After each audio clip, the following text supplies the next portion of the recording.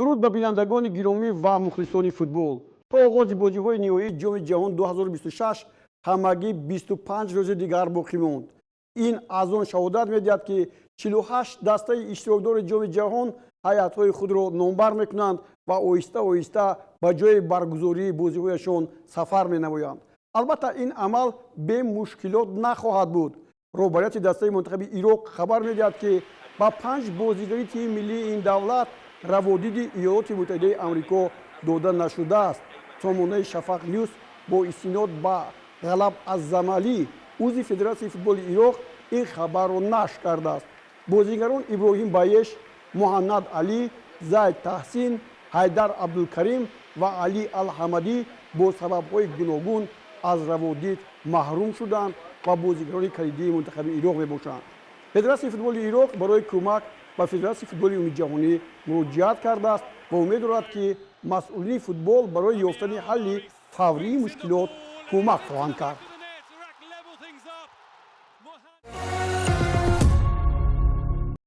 خامس رودریگز نیمه ویرادگری دسته مینیسوتا یونایتد و بازیگری منتخب کلمبیا از پخش شدن خبر و آوازه‌ها درباره احتمال ترک کردن فوتبال در حیرت شده چنین شرح داده است. من نمیدونم که این رو کی گفته است. فکر میکنم که این کسی است که در کلمبیا زندگی میکند و میخواهد با پخش این خبر از جانب تماشابینان لایک های زیادی را به دست آورد. آنها باید درباره این مسئله کمی آگاه‌تر باشند. من چقدر بازی کردنم رو تنها خودم میدونم. من این رو فوراً میگویم. من تا حال چند نقشه دارم که چند سال دیگر فعالیت فوتبالیم را دوام دهم. این خبرها دروغند. این برای کشور و برای مردم ضررآور است. من هیچگاه چنین چیزی نگفتم. حالا خوب مشق میکنم. هر روز تمام قوام رو صرف میکنم. نوبت از آن که شما 20 30 یا 40 دقیقه بازی میکنید، شما باید برای تغییر دادن بازی ها آماده باشید. من باید درباره آینده فکر کنم. من دیگر جوان نیستم و باید درباره آن فکر کنم که مرا چی انتظار است. اقتباس می‌آورد فود مرکاتو از سخنان رودریگز.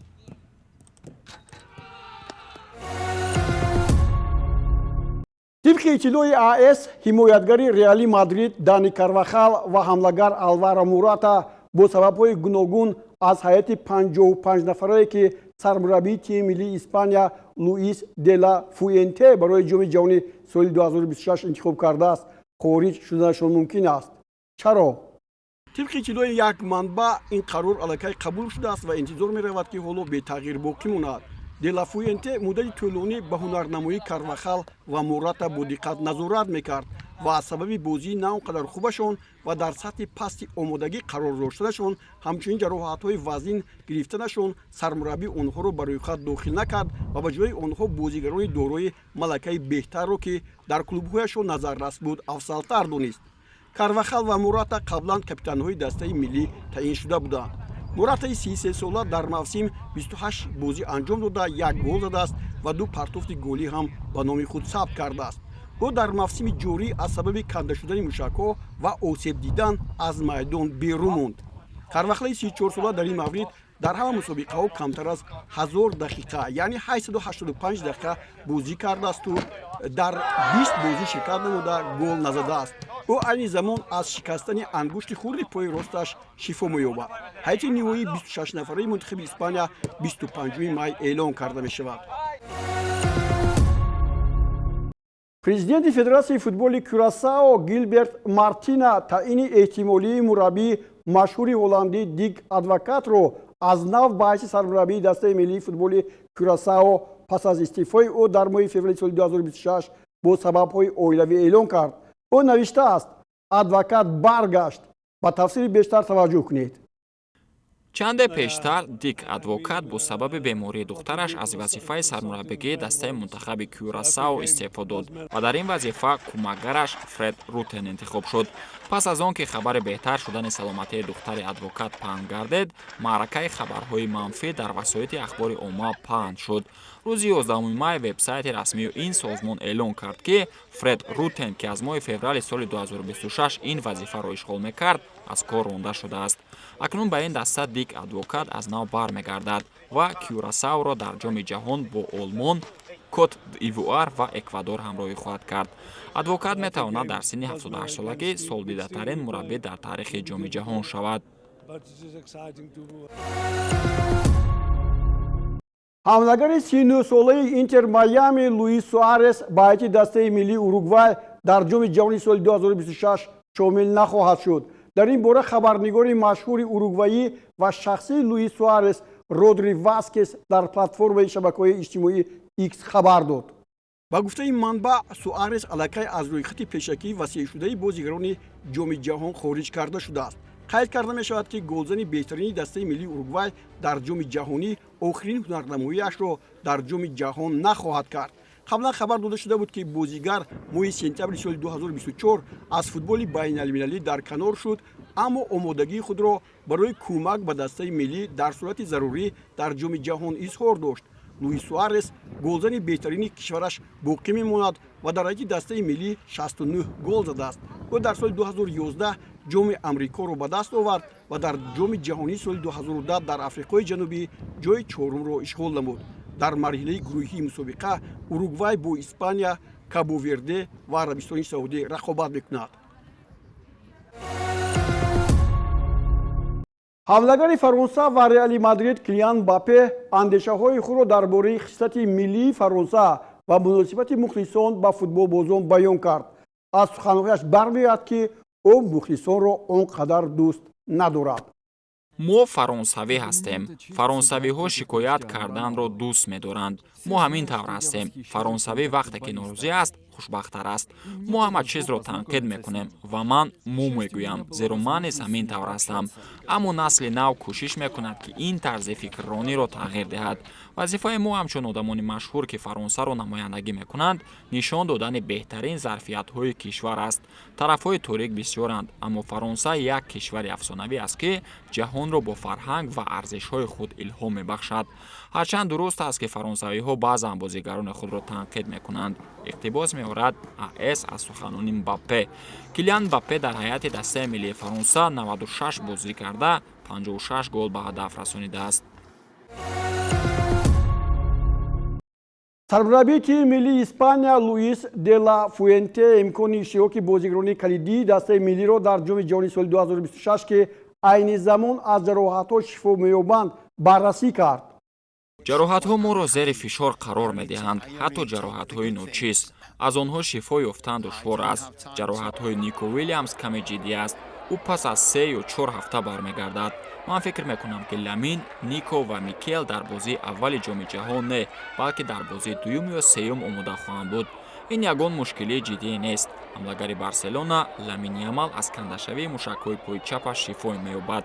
нимоядгари Атлетик Билбао Нико Уильямс барои ҷароҳати миёнаи Рон табобатро оғоз кардааст ва нимҳимоятгари Арсенал Микел Мерино 3 моҳ боз аз ҷарроҳии пой, ки аз шикастани пайванд ба вуҷуд омадааст, азоб мекашад.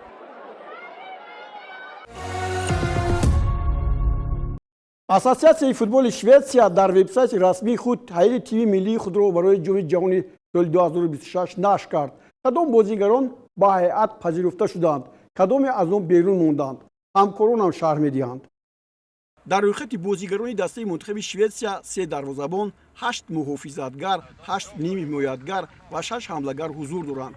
қобили зикр аст, ки ҳамлагари Барселона Руни Барги, нимҳимоятгари Тоттенҳем Деян Кулусевский ва якчанд бозигарони ситораи дигар аз ҳайати даста берун мондаанд.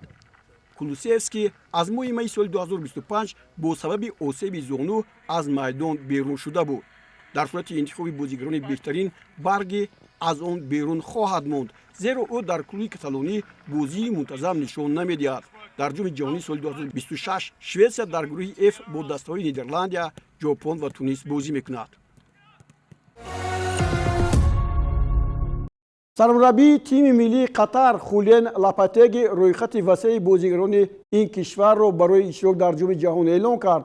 дар рӯйхат номи 36 бозигар зикр ёфтааст. ба ғайр аз Машъал Баршам дар дарвоза, ӯ боз дигаронро низ даъват кардааст. таваҷҷӯҳ кунед. Хулиан Лопетеги ба ҳайси дарвозабонҳо Маҳмуд Абунада, Машъал Баршам, Салоҳ Закария Шиҳоб Элисиро даъват кард. дар ҳайати нави мунтахаб ин бозигарон зикр шуданд: Абдулазиз Хотам, Аҳмад Алгнеҳӣ, احمد اعلا، احمد فتحی، اکرم عفیف، الحشمی الحسین، المعز علی، اسیم مدیبو، ایوب العلوی، بوالیم خوخی، ادمیلسون جونیور، الهیدوس، بودیوف، لوکاس مندس، محمد سباستیان سوریا، سلطان البرک، یوسف عبدالرزاق و بازیگران نو این صف را پوره کردند. در جام جهانی سال 2026 قطر در گروه ب بازی کرده با شویتزاریا، کانادا و بوسنیا و هرزگوین رقابت میکند.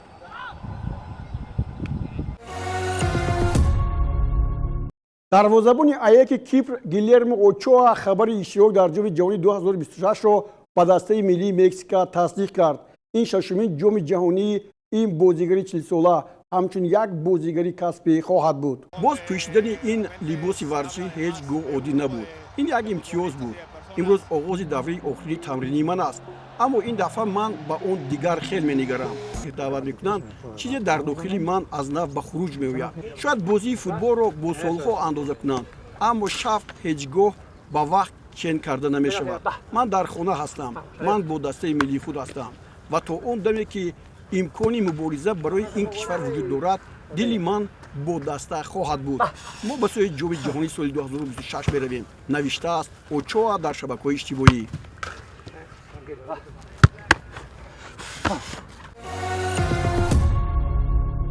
دسته ملی برزیلیا نیز رویخط رسمی وسیع شده بازیگران خود را برای جام جهان اعلام کرد. در این دسته بازیگران زنیت سنت پتربورگ، دوگلاس سانتوس و لوئیس انریکه، اینچنین نیمار بازیگری افسانوی سانتوس که درباره اشتراکش در جام جهان بحث‌های زیاد شده است شاملند. همچنین در این رویخط گرسون نمایندگی سابق کلوب سنت پتربورگ که نیز زمان در کروزیرو بازی میکند نیز حضور دارد. در مجموع آنچلوتی 55 بازیگر را بر رویخط شامل کرده است. قرار نهایی درباره اشتراک بازیگران و رویخط نو یک هفته پس نشر می شود. در رویخط وسیع منتخب برزیلیا حملهگران وینیسیوس جونیور رئال مادرید، نیمار سانتوس، هنریک لیون، رافینیا بارسلونا، ماتئوس کونیا منچستر یونایتد، لوئیس انریکه زنیت، گابریل مارتینلی آرسنال، ژوان پدرو چلسی، استیواو چلسی، رایان بورنموث، آنتونی بتیس، ایگور تییاگو برنتفورد، پدرو فلامنگو، ریشارلیسون توتنهم، ایگور جسوس نوتینگهم فورست و کایو خورخه از کروزیرو دعوت شدند. هیئت اساسی دسته را بعد دقیق شدن با پورگی با شما نامبر خواهیم کرد. دسته منتخب برزیل در گروه اس با دسته‌های گایتی، مراکش و شوتلندیا بازی خواهد کرد. تیم ملی آرژانتین نیز هیئت پیشکی خود را در شبکه‌های رسمی برای جام جهانی سال 2026 اعلام کرد. در هیئت حملهگران آرژانتین لیونل مسی از اینتر میامی، جولیانو سیمیونه، یولیان آلوارز، نیکولاس گونسالس همه از اتلتیکو، لاوتارو مارتینز اینتر، سانتیاگو کاسترو بالونیا، فرانکو ماستانگوونو از رئال، ژان لوکا پریشیانین از بنفیکا، ماتیانی از بنفیکا، سان رویس از بالونیا، خوسه مانوئل لوپس از پالمیراس و ماتئو پلگرینو از پارما شامل شدند.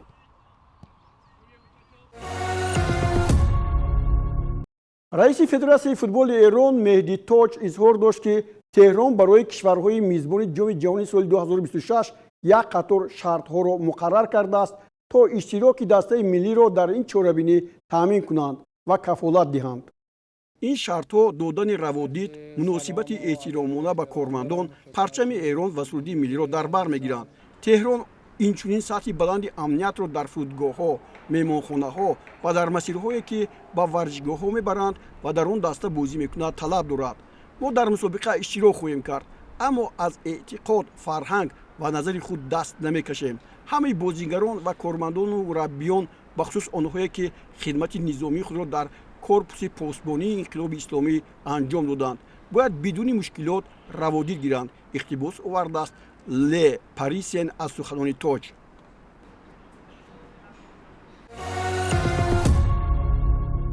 خبرگزاری ESPN خبر می‌دهد که نیم حمایتگری دسته ملی فوتبال اکوادور مویزس کایسدو و حمایتگری آرژانتین نیکولاس اوتامندی حق دارند که در دور اولی جام جهانی سال 2026 شرکت کنند، صرف نظر از آن که در بازی نهایی انتخابی خود از میدان خارج کرده شدند. эквадор моҳи сентябри соли гузашта дар бозии ниҳоии ҷоми амрикои ҷанубӣ аргентинаро бо ҳисоби 1-0 шикаст дод. Атаменди ва Кайседо дар он бозӣ аз майдон ронда шуданд ва маҷбур ҳастанд ки дар як вохӯрӣ иштирок накунанд. Ин бозӣ ба вохӯрии аввали ҷоми ҷаҳонии футбол рост меояд. Тариқ Салмон, ҳимоятгари Қатар низ метавонад дар даври аввали ҷоми ҷаҳонии футбол бозӣ накунад. Ӯ барои амалҳои худ дар бозии интихобии моҳи октябр дар муқобили Имороти Муттаҳидаи Араб аз бозӣ ронда шуд. Ба гуфтаи як манбаъ, барои он ки ҳамаи дастаҳо тавонанд бо қавитарин ҳайъатҳои худ ба майдон бароянд ва дар майдон баробар бозӣ кунанд, бюрои ФИФА тасмим гирифт ки дар бозии аввали ҷоми ҷаҳонии 2026 ба онҳо имконият диҳад то бозӣ кунанд. боиси тазаккур аст ки бозигарон дар бозии расмии байналмилалии оянда пас аз ҷоми ҷаҳон ҷазои маҳрумиятро аз як бозӣ адо хоҳанд кард. федератсияи байналмилалии ассотсиатсияи футбол ба дарвозабони дастаи Будеглимт Никита Хайкин ҳаққи бозӣ дар дастаи миллии Норвегияро надод. хабар медиҳад портали онлайни НРК. дарвозабони рус қаблан шаҳрвандии Норвегияро гирифта буд.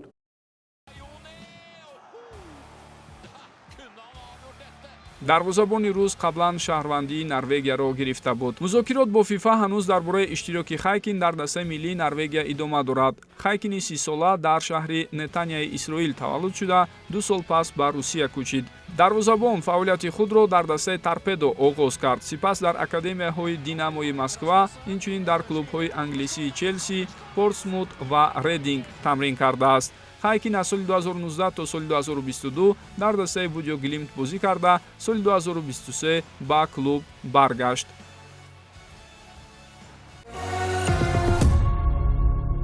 дастаи мунтахаби Фаронсаро яке аз дастаҳои муддаии ҷоми ҷаҳонии соли 2026 мешумуранд. дар ҳақиқат дар ҳайати ин даста бозигарони машҳуру овозадор бозӣ мекунанд ва метавонанд дар ин ҷоми ҷаҳон соҳиби унвони чемпионӣ гарданд. ба шарҳи ҳамкоронам таваҷҷӯҳ кунед. дастаи мунтахаби Фаронса яке аз машҳуртарин ва пурнуфузтарин тимҳои ҷаҳон ба ҳисоб меравад. ин даста, ки бо лақаби машҳури хурусҳо ё Les Blues шинохта мешавад, таърихи бой ва пур аз дастовардҳо дорад. Фаронса 2 маротиба чемпиони ҷаҳон шудааст. соли 1998 дар Фаронса ва соли 2018 дар Русия. илова бар ин фаронсавиҳо 2 бор ҷоми Аврупо ва 1 маротиба ҷоми Лигаи миллатҳои Аврупоро ба даст овардаанд. Федератсияи футболи Фаронса яке аз пешрафтатарин сохторҳои футболии ҷаҳонро дорост. академияҳои машҳури он, махсусан маркази омодасозии Клерфонтен, солҳои зиёд истеъдодҳои бузургро тарбия ва ба воя расонидааст. аз ҳамин ҷо футболбозоне мисли Зинедин Зидан, Тери Анри, Килиан Мбаппе.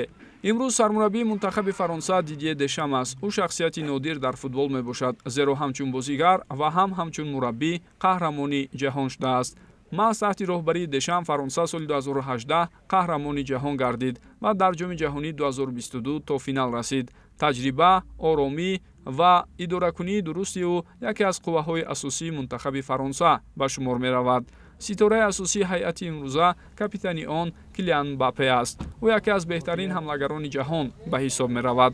Мбаппе ҳанӯз дар синни 19-солагӣ қаҳрамони ҷаҳон шуд ва дар финали ҷоми ҷаҳонии 2022 бар зидди Аргентина 3 гол ба самар расонд. суръати фавқулода, техника ва қобилияти голзанӣ ӯро ба рамзи насли нави футболи Фаронса табдил додааст.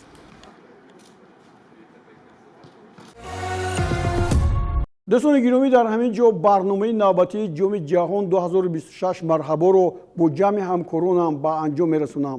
аз барномаи мо қафо намонед ва аз хабарҳои ҷолибу шавқовари ҷоми ҷаҳони соли 2026 баҳравар гардед. хайр, то боздид, то барномаҳои навбатӣ. шоду пирӯз бошед.